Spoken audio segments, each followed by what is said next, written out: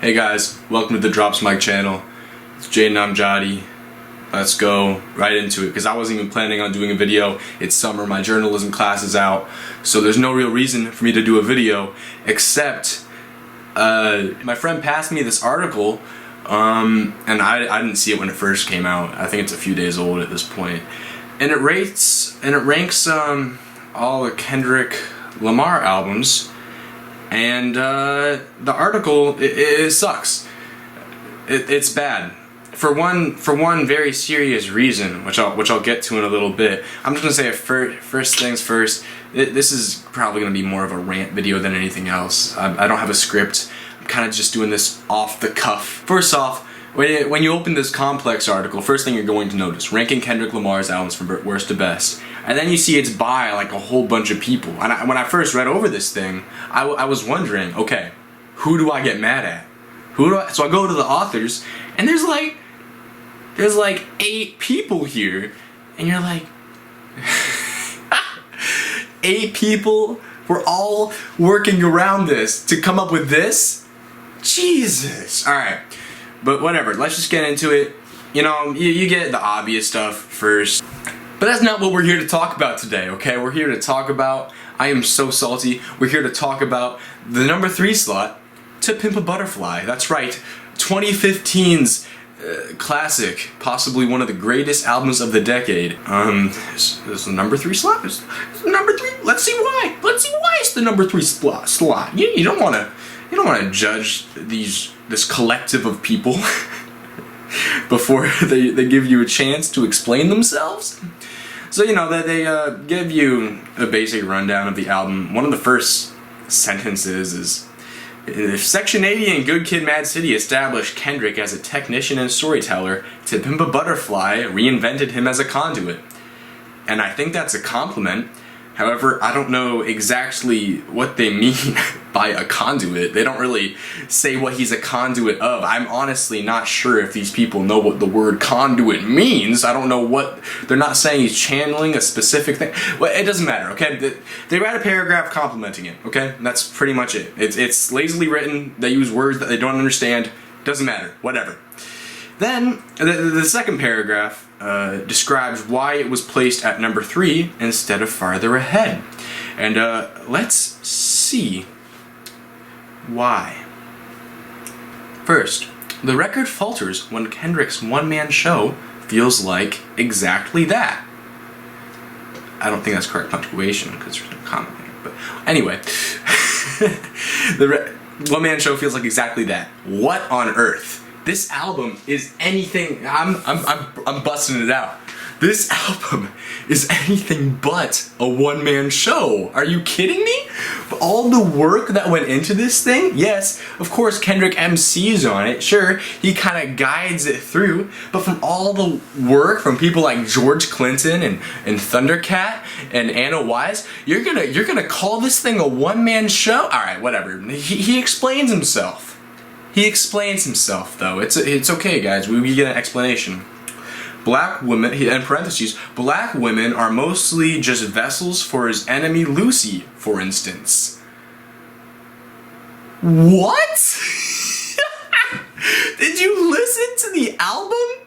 You know Lucy isn't just like a random woman, right? You know she's a symbol for temptation. And then Lucy, Lucifer, whatever, but she's a symbol for temptation that has come along with his fame. And yes, part of that is his access to many women. But it's not just that, it's just temptation in general. And you're gonna say black women are mostly just vessels for his enemy Lucy? His enemy Lucy, like it's his nemesis or something. Like when he goes to his final boss battle, there's Lucy there, like, haha, I got you, Kendrick. What? It's awful.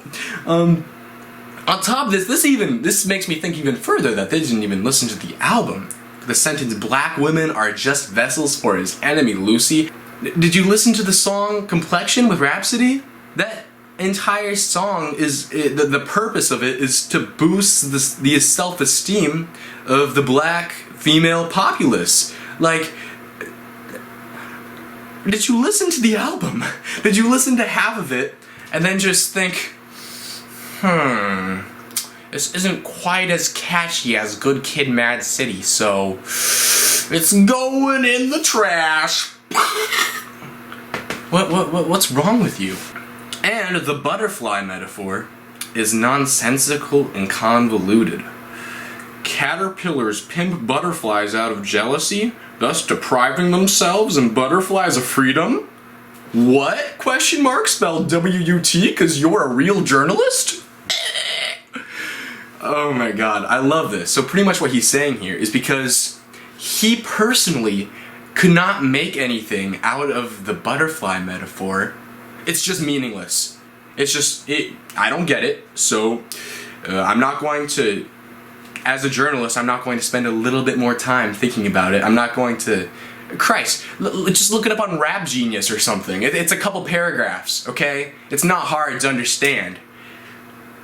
Caterpillars pimp butterflies out of jealousy, thus deprive. Yes, the caterpillars are the underlings, I suppose, and the butterflies are the stars, the rappers, and what we heard this exact idea on Good Kid, Mad City.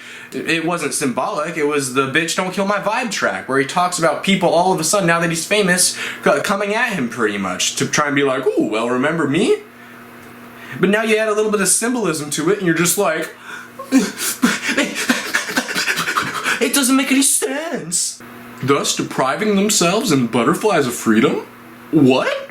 Of course, there are multiple ways to take all this. I'm just kind of using the most widely accepted belief for this. And of course, when you're a poor random dude living in the ghetto, you're not going the ghettos. You're not going to always appreciate hearing some guy rap about how many bitches and hoes he has. So that's where that idea kind of comes from, seeing the butterfly as weak. But I'm not going to explain the whole thing. Dude, if you just go to Rap Genius, man, it's a few paragraphs. Where is your journalistic integrity? You write for Complex. You got paid to write this. I can't imagine that. A journalist saying, well, I have to think, some thought has to be put into this? No, thanks. No. I'll just go listen to, I don't even know. What's a shitty rapper I can name off that no one will get mad at me for? Where's the new G-Eazy album? Blech.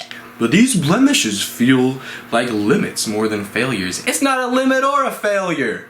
There are no every single time I listen to this record, I'm still picking up new things. What are you talking about? How many albums can you say that for?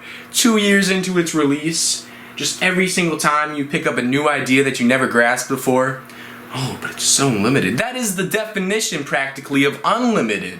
It just keeps going. At its best, this record is a nuanced rebuke of the post-racial fantasy inaugurated alongside the nation's first black president. True, Kendrick uses blackness as a sword and shield, dismantling the false promises of the American dream and building a cautious hope for the black lives that somehow endure the dream's deception. Sure, this record is an unwieldy blob. No, you had it going there for a little bit. You had it going. You were building back up momentum after the big shit show that you just showed a little bit ago. It seems like, oh, is he actually thinking about what he's hearing? It sounds like he is. I think he might be. This record is an unwieldy blob. Nope. What part of it? The part that you didn't understand because you didn't want to put thought into the metaphor? Is that part the unwieldy blob? Is the blob the part where black women are mostly just vessels for his enemy, Lucy? Really? That's the unwieldy blob part of it. Okay. Record is an unwieldy blob, but isn't that the story of blackness? Okay, whatever, man. What it sounds like to me personally is, just when I skimmed through the description of Good Kid, Mad City, it sounds to me like he ranked it number one because he personally has some kind of emotional investment in the album or something. Which is fine, but if you're going to name an article ranking Kendrick Lamar's albums from worst to best. We don't want to hear a personal anecdote, you know. We want to hear where are his lyrics the best. What instrumentals, what beats are the best produced and put together. Not that you didn't understand the pimping a butterfly metaphor. He used too many big words on this album. I'm gonna go listen to the new Big Sean album, because Kendrick just uses too many big words for me. This is just some quick thoughts on this horrible article. I'm not even gonna leave you a link to the article because I don't want it to get any ad revenue. That's how salty I am about it. But whatever, drops mic.